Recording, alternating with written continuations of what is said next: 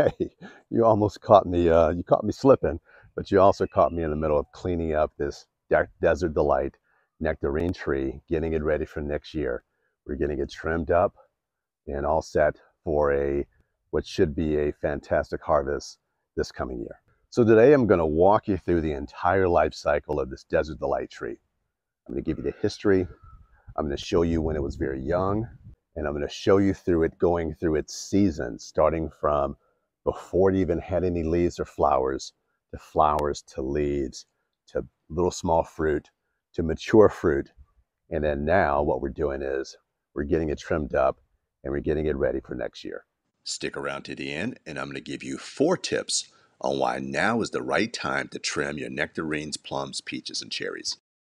And if we get a lot of likes on this video, I'll do another similar video on this 4-in-1 stone fruit tree that you see here with Sahara in the background. As I've covered in other videos, this nectarine tree was part of a handful of trees that I first planted in my orchard back in 2020. So bear with me for a minute as I walk you through the history of this incredible Desert Delight Nectarine Tree. This tree is very prolific, going from having about 30 pieces of fruit in the first year, 2020, to over 100 by the time we got to 2022. And now look at it. Here it is in 2023 with hundreds upon hundreds of pieces of nectarine on this fruit tree.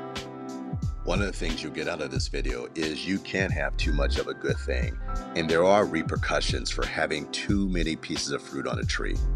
In 2023, we had major damage to a couple of branches, very severe breakage that you see right here. And frankly, family, I was devastated. I had to pull myself together and figure out a resolution. It's 2 options, either to cut it off or try to reconnect it like it's a graft. See if it'll hold. So one is just lopping off a lot of branches. That was obvious. The less obvious and the next step was whether or not I wanted to cut off this entire branch. There's 2 of them. One here that is highly damaged, and the other one here that was, I would say, this 80% ripped off. This is about 20-25%. And that's what I came up with. So trying to make the most out of a situation. Overall, I want to save the tree. I want the tree to be healthy. It's such a good producing tree. Look, there's still hundreds of nectarines on it. So as long as this tree can make it through, we'll trim back the branches. We'll learn from this mistake. We won't let this happen again. And here is the fruit, so much of the fruit that we lost from those broken branches. But as I said, the main thing was saving the tree. Stay tuned to the end. I'm also going to share with you why it's super important to get this tree, this nectarine Desert Delight tree, trimmed up right now before we head into winter. For this next section, I thought I'd give you a little bit of the sights and sounds and the vibe of the orchard from January of 2024 and just following the life cycle of this Desert Delight Nectarine tree for this year. Here's some of that footage right now. Desert Delight Nectarine tree. Bees are all over it. This is late February 2024.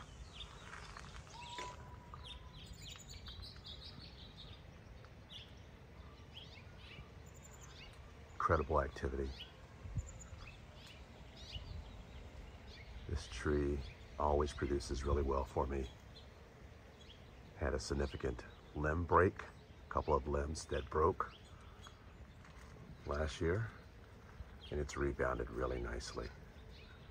Look at that, beautiful. And just one more look. I mean, these trees have incredible healing power. Many of you have seen a video that I put out a little bit ago, how I damaged this tree. Matter of fact, I did a short, the last short that I did, showed a little bit of the damage. And I came and I triaged the tree. I bandaged it up, and the branches fused back together. And now it's creating this beautiful, beautiful pink flowers. And so I just point this out to say that a tree has very natural healing powers. You know, the Marvel movies where you have the Guardians of the Galaxies with Groot and how he'll lose a limb and the limb will grow back. I never really fully understood the significance of it until having an orchard and actually seeing it in action and seeing how trees can heal if they have a good foundation of health, if they have built up their immune systems. They will actually rebound and do quite well.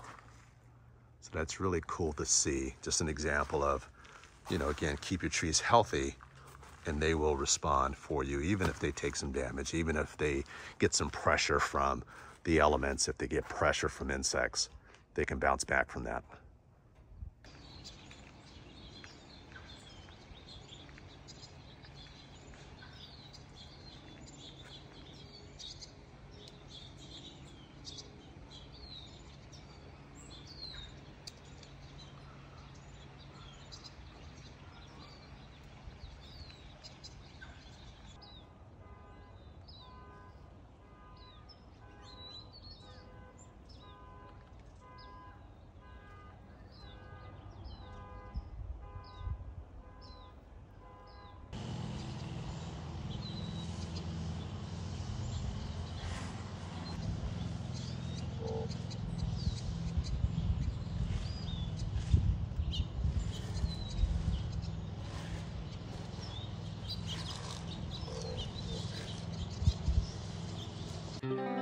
And after the pollinators do their thing, and they got busy this spring, then we start to see the leaves come in.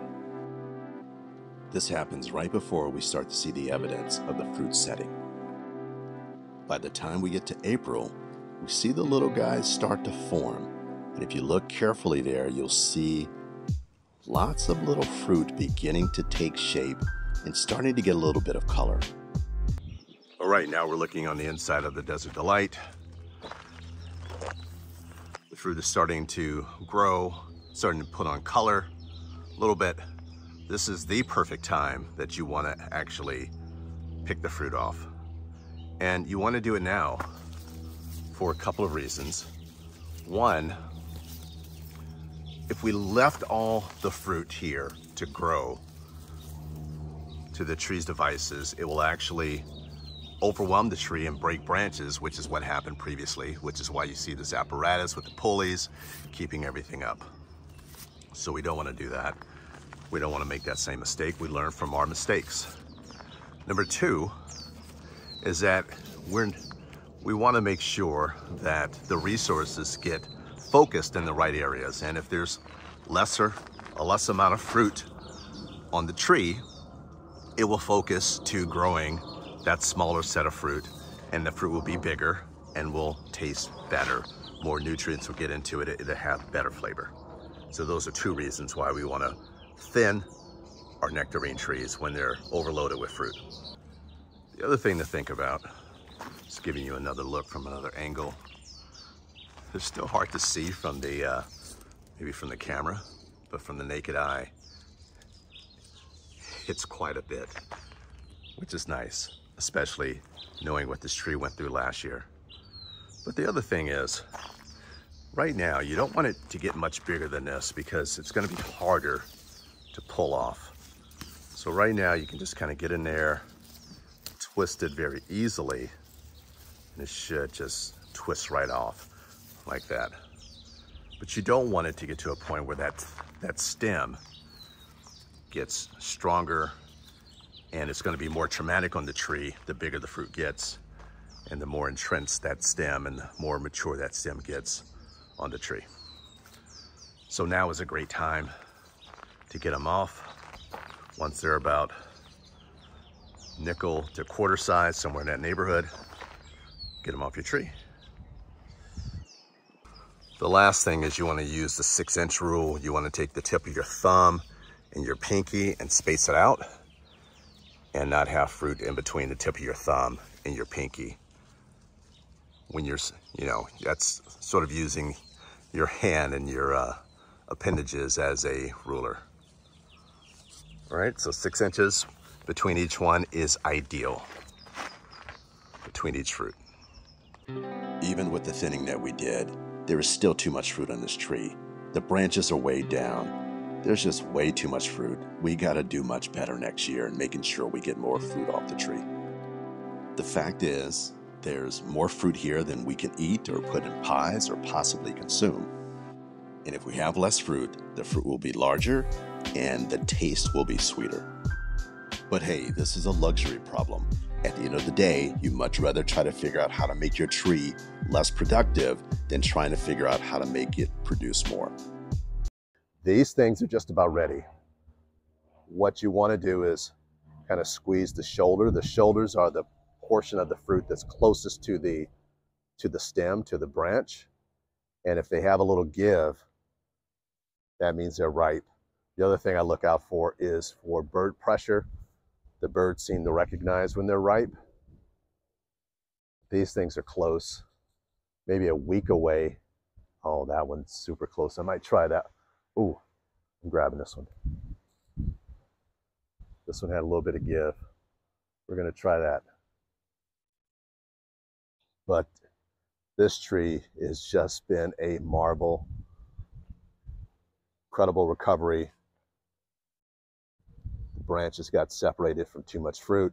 I'm pushing the boundaries again. I can't help it, but not as many fruit. Well, there's a lot of fruit on here. There is a lot of, look at that. Look at that. That's crazy. Let me back up a little bit. Try not to fall. Look at that. Tree goes all the way up. Man. But I think I've thinned it enough not to apply too much pressure to the tree. And again, they're about ready to come off of there.